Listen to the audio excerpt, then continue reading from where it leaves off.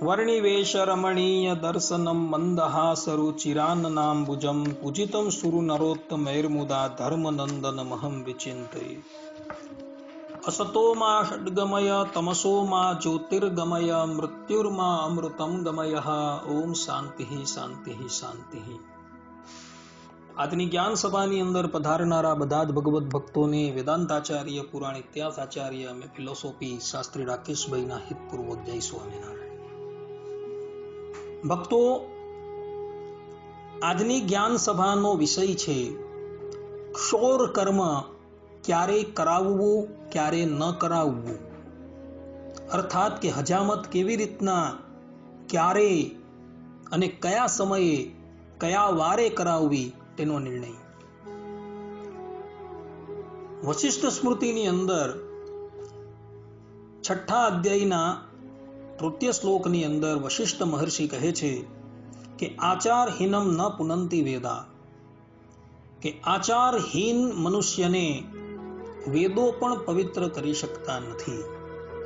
મનુ મહારાજ મનુસ્મૃતિની અંદર 4th અધ્યાયના 156મા શ્લોકની અંદર કહે છે આચાર લભતે આયુહુ, અર્થાત કે મનુષ્ય આચારથી આયુષ્યની પ્રાપ્તિ કરે છે। ભક્તો, મહર્ષિઓએ ધર્મશાસ્ત્રની અંદર તથા પુરાણ શાસ્ત્રની અંદર કયા સમયે કયું કર્મ કરવું એનો સ્પષ્ટ રૂપે નિર્ણય કરેલો જોવા મળે છે, અને તે કર્મની અંદર એક કર્મ ક્ષૌર કર્મ પણ છે। મહર્ષિઓએ આ ક્ષૌર કર્મ ક્યારે કરાવવું, અર્થાત કે હજામત ક્યારે કરાવવી, કયા નક્ષત્રની અંદર એ કરાવવી, કયા નક્ષત્રની અંદર એ હજામત ન કરાવવી, કયા વારે કરાવવી, કયા વારે ન કરાવવી ઇત્યાદિ, અને આ પ્રમાણે કરવાથી મનુષ્યને કયા લાભની પ્રાપ્તિ થાય છે, કયા ગેરલાભની પ્રાપ્તિ થાય છે વગેરે વગેરે બાબતોનો સૂક્ષ્મપણે નિર્ણય કરેલો છે। જેમ કે નારદ પુરાણની અંદર પૂર્વ ભાગ પાદ દ્વિતીય અધ્યાય 56 35 થી 39મા શ્લોકની અંદર નારદજી કહે છે કે એકાદશી, ચતુર્દશી એટલે કે 14, અમાવાસ્યા, પૂર્ણિમા, સંક્રાંતિ, વ્યતિપાત, ભદ્રા, વ્રતને દિવસે, શ્રાદ્ધના દિવસે, કોઈક મંગળ દિવસ હોય ત્યારે એટલે કે શુભ દિવસ હોય ત્યારે, અને શનિવારે ક્ષૌર કર્મ જે છે એ વર્જ્ય છે। આ ઉપરાંત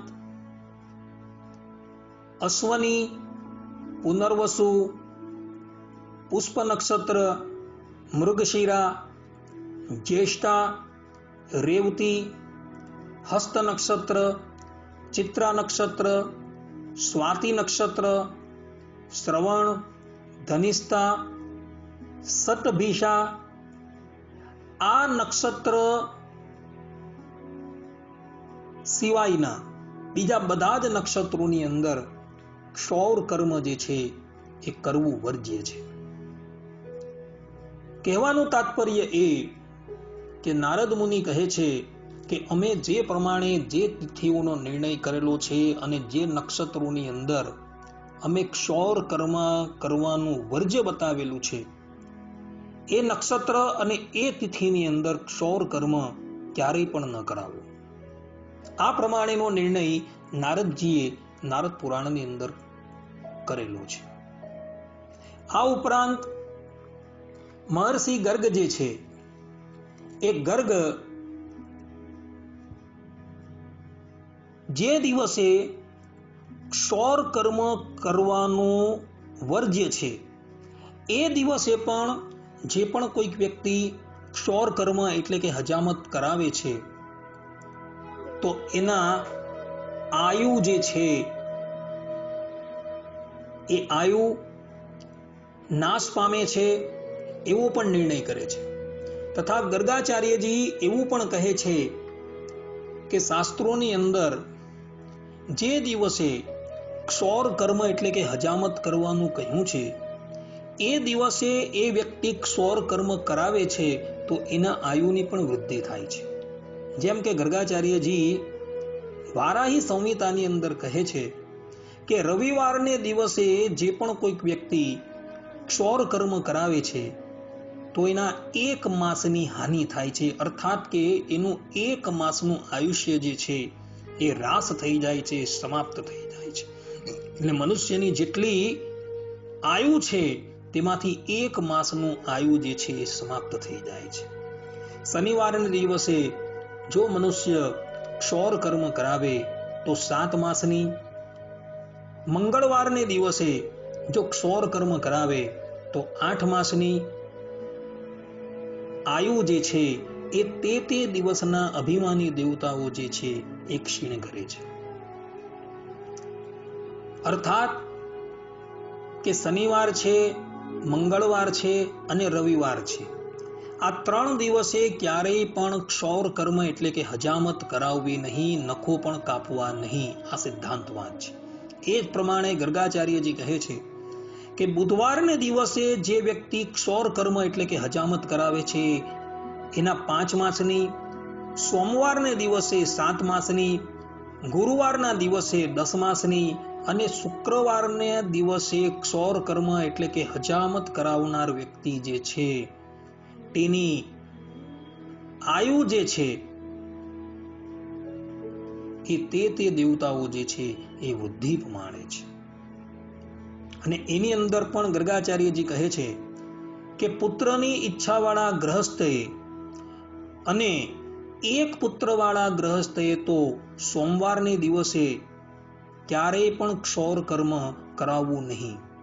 આ ઉપરાંત વિદ્યા અને લક્ષ્મીની ઈચ્છાવાળાએ ક્યારેય પણ ગુરુવારને દિવસે ક્ષોર કર્મ કરાવવું જોઈએ નહીં, એવું ગર્ગાચાર્યજી વારાહી સંહિતાની અંદર લખે છે. ભાનુર્માસમ ક્ષપયતિ તથા સપ્તમાર્તંડ સુનોર્ભૌમશ્ચાષ્ટો વિતરસી શુભાન બોધનઃ પંચમાસાન સપ્તેવેન્દોર્દશ સુરગુરુઃ શુક્ર એકાદશેતિ પ્રાહુર્ગર્ગ પ્રભૃતિ મુનયઃ ક્ષોર કાર્યેષુ નૂનમ. આ પ્રમાણે વારા સંહિતાની અંદર ભક્તો લખેલું છે.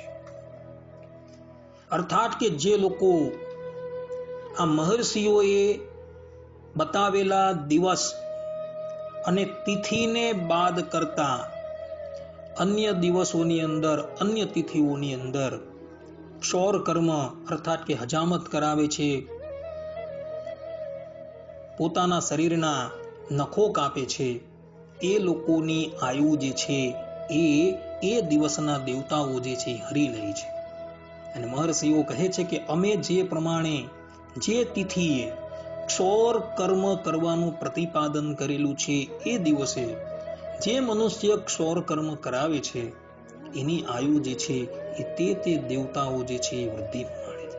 ભક્તો, મહર્ષિઓએ સ્પષ્ટ રૂપે બુધવારને દિવસે, સોમવારને દિવસે, ગુરુવારને દિવસે અને શુક્રવારને દિવસે ક્ષોર કર્મ કરાવવાનું માન્ય કરેલું છે. પરંતુ ભક્તો ખ્યાલ રાખજો, આ દિવસની અંદર પણ જો એકાદશી હોય, ચતુર્દશી હોય, અમાવાસ્ય હોય, પૂર્ણિમા હોય, સંક્રાંતિ હોય, વ્યતિપાત હોય, વિષ્ટિ એટલે કે ભદ્રા હોય, વ્રતનો દિવસ હોય, શ્રાદ્ધનો દિવસ હોય, તો એ દિવસે તો ક્યારેય પણ ક્ષોર કર્મ કરાવવું નહીં. અને ક્ષોર કર્મ કરાવવાની અંદર પણ ખાસ ધ્યાન રાખજો, સંધ્યા સમય પછી ક્યારેય પણ ક્ષોર કર્મ કરાવવું નહીં. ધર્મશાસ્ત્રોની અંદર સ્પષ્ટ રૂપે નિષેધ કરવામાં આવેલું છે.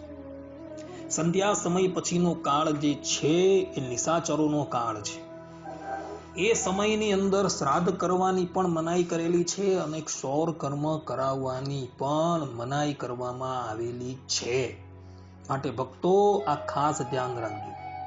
ત્યાગી જે મનુષ્ય છે, અર્થાત કે જેણે સંન્યાસ લીધેલો છે, જે સાધુ બની ગયા છે, એ લોકોએ ક્ષૌર કર્મ જે છે એ મહિનાની અંદર કેવલ એક જ દિવસે કરવાનું છે, અને એ દિવસ છે મહિનાની અંદર આવતી સુદ તેરસનો દિવસ, અર્થાત કે શુક્લ પક્ષની તેરસ જ્યારે આવે ત્યારે ત્યાગીઓએ ક્ષૌર કર્મ કરાવવાનું છે. અને ક્ષૌર કર્મની અંદર પણ કેવલ ને કેવલ એણે પોતાના શીશની ઉપર જે વાળ હોય એ જ ઉતરાવવાના છે.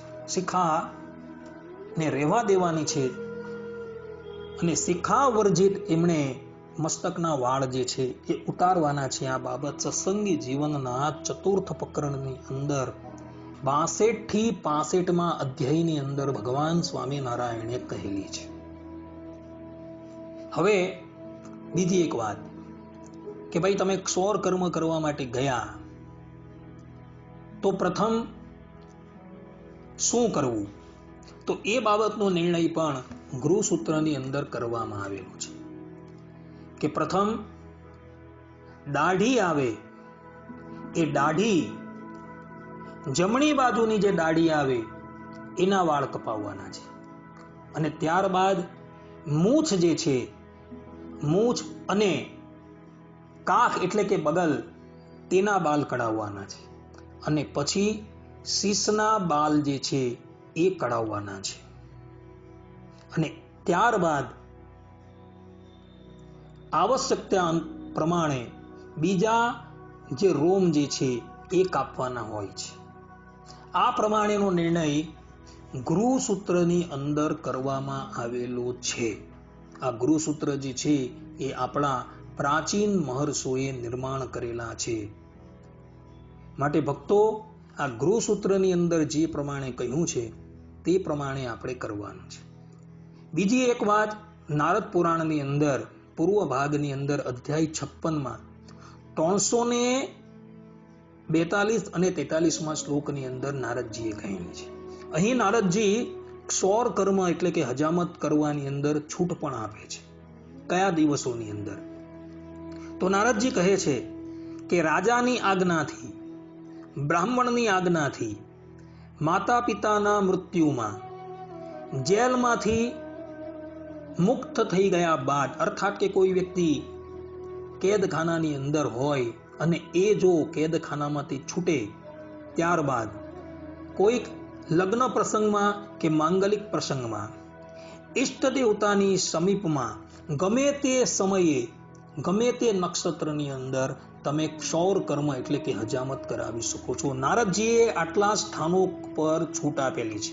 અર્થાત કે રાજા હોય, રાજા આજ્ઞા કરે કે ભાઈ તમે આ તમારું ક્ષૌર કર્મ કરાવી દો તો કરાવવાની અંદર વાંધો નથી.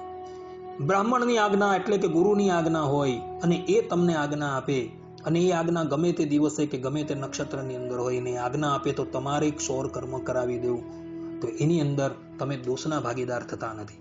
માતા પિતા મૃત્યુ પામેલા હોય અને એમનું સૂતક કાઢવાનું હોય ને એ દિવસે કદાચ એકાદશી હોય, પૂર્ણિમા હોય, તો પણ તમારે સૂતક કાઢવાની અંદર કોઈ પણ જાતનો દોષ લાગતો નથી, એવું નારદજી કહે છે. કોઈ વ્યક્તિ જેલની અંદર ગયો હોય અને બહાર નીકળેલો હોય અને પોતાના શરીરની ઉપર અતિશય વાળ જે છે એ વાળ હોય તો એ વ્યક્તિ પણ ગમે તે સમયે ક્ષૌર કર્મ કરી શકે છે. તમારા ઘરે કોઈ માંગલિક પ્રસંગ હોય, લગ્ન હોય, ત્યારે પણ તમે કોઈ પણ વારે, કોઈ પણ નક્ષત્રની અંદર, જે નક્ષત્રની અંદર ક્ષૌર કર્મ કરવાનું વર્જ્ય છે તો એ નક્ષત્રની અંદર પણ તમે ક્ષૌર કર્મ કરી શકો છો. તમારા ઈષ્ટ દેવતા હોય, ઈષ્ટ દેવતાની સમીપની અંદર પણ, અર્થાત કે વેંકટેશ બાલાજી છે, એ વેંકટેશ બાલાજીની અંદર ભગવાનને વાળ પ્રદાન કરવાનું મહાત્મય બતલાવેલું છે. તો ત્યાં પણ તમે એ પરમાત્માની સન્મુખ ગમે તે નક્ષત્રની અંદર ગમે તે વાળે તમે આ વાળ જે છે એ ઉતરાવી શકો છો. આ ઉપરાંત તમે તીર્થની અંદર ગયા અને તીર્થની અંદર શાસ્ત્રોમાં કહ્યું છે કે મનુષ્યના જેટલા પણ પાપો જે છે એ બધા જ વાળને આશરીને રહેલા હોય છે. તો તીર્થમાં તમે ગયા અને તીર્થની અંદર તમારે તમારું ક્ષૌર કર્મ કરાવવું હોય તો તમે ગમે તે સમય પર, ગમે તે વારે અને ગમે તે તિથિએ જો કરો તો તેમાં તમે દોષના ભાગીદાર થતા નથી એવું શાસ્ત્રોની અંદર વિધાન છે. માટે ભક્તો આ પ્રમાણે શાસ્ત્રોની અંદર વિધાન કરવામાં આવેલું છે. આ ઉપરાંત બીજી એક વાત, આ ક્ષોર કર્મ કર્યા બાદ મનુષ્યએ સ્નાન અવશ્ય કરવું જોઈએ. આચાર્ય ચાણક્ય જે છે એ ચાણક્ય નીતિની અંદર કહે છે કે જે ક્ષોર કર્મ એટલે કે હજામત કરાવ્યા બાદ સ્નાન નથી કરતો એ ચંડાલ સમાન છે. માટે ભક્તો ક્ષોર કર્મ કરાવ્યા બાદ અવશ્ય સ્નાન કરજો, કારણ કે શાસ્ત્રોની અંદર વિધાન છે.